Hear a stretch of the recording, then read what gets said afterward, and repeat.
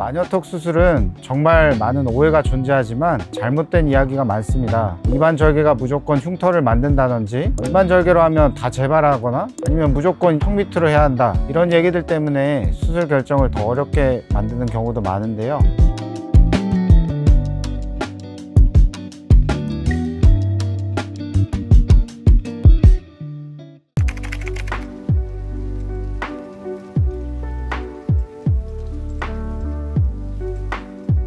안녕하세요. 일지성형외과 문영석 원장입니다. 요즘 마녀턱에 대한 루머가 정말 많은데요. 입안 절개는 수술하면 다 재발한다고 하기도 하고 무조건 수술을 턱 밑으로 해야만 한다, 이런 말도 있고요. 입안으로 하면 오히려 거미줄 흉터가 심해진다는 말도 있습니다. 이런 얘기들 때문에 수술 결정을 더 어렵게 만드는 경우도 많은데요. 그래서 오늘은 실제로 많이 들으시는 오해 4가지와 그에 대한 사실을 제대로 말씀드리려고 합니다.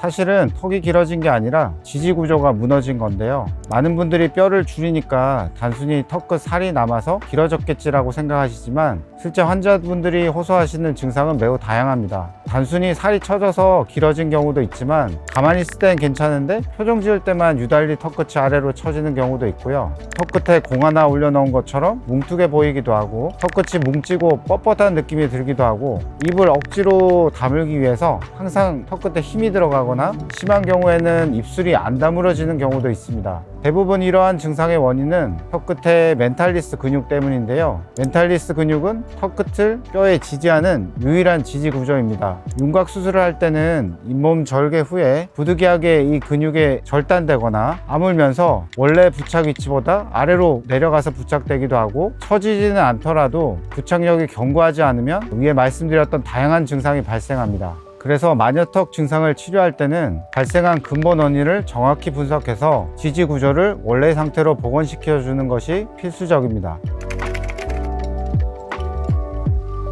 사실은 흉터는 오히려 겉보다 속에서 생기는 것인데요. 요즘 인터넷상에서 입안 절개로 수술하면 거미줄 흉터가 무조건 생긴다거나 아니면 오히려 심해진다고 말씀하시는 분들이 있어요. 여기서 중요한 것은 거미줄처럼 당기는 조직의 유착은 어디에 절개하냐 때문이 아니라 조직의 장력이 근육과 뼈에 전달되는 게 아니고 점막에만 가해져서 생기는 현상입니다. 다시 말해서 봉합 시에 골막이나 근육을 정확히 봉합하지 않고 점막만 꿰맨다든지 아니면 골막과 근육을 봉합하긴 했는데 그 부분이 단단하게 고정되지 않아서 풀리는 경우에 생길 수 있습니다. 따라서 무조건 입안 절개로 수술한다고 해서 유착이 심하다? 그건 너무 단편적인 해석이라고 생각합니다. 실제로 저는 입안 절개 방식으로 수술한 뒤에 유착을 풀고 방리를 미세하게 하면서 근육 피판 및 뼈 터널 고정 방식을 이용해서 점막에 전달되는 장력을 최소화시켜서 오히려 기존에 있었던 거미줄 흉터를 호전시키는 결과를 많이 경험하고 있습니다.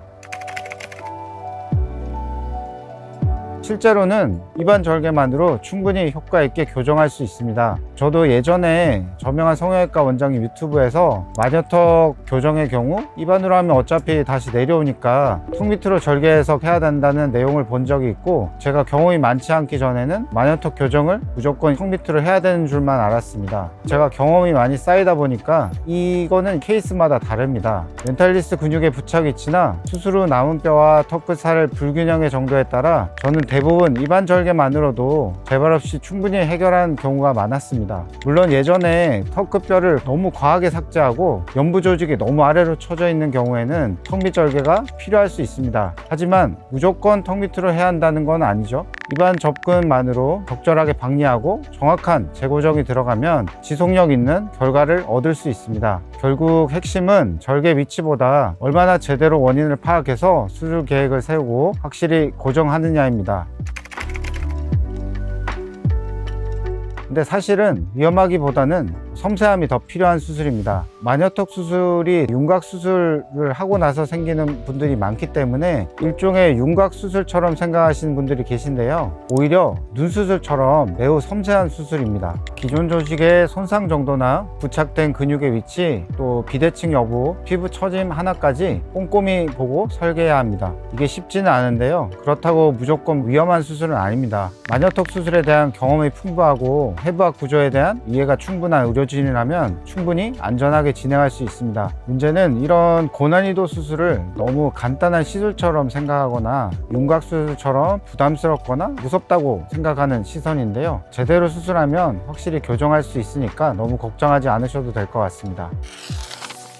마녀턱 수술은 정말 많은 오해가 존재하지만 대부분은 부분적인 정보만 보고 말씀하시는 잘못된 이야기가 많습니다. 입안절개가 무조건 흉터를 만든다든지 입안절개로 하면 다 재발하거나 아니면 무조건 턱 밑으로 해야 한다, 이런 것으로 단정하기보다는 지금 본인에 맞는 방법이 뭔지를 경험이 많은 의료진과 정확히 판단하는 게 가장 중요하다고 생각합니다. 마녀턱이 고민이신 분들은 제 영상을 보시고 후회 없는 선택을 하시기 바랍니다. 감사합니다.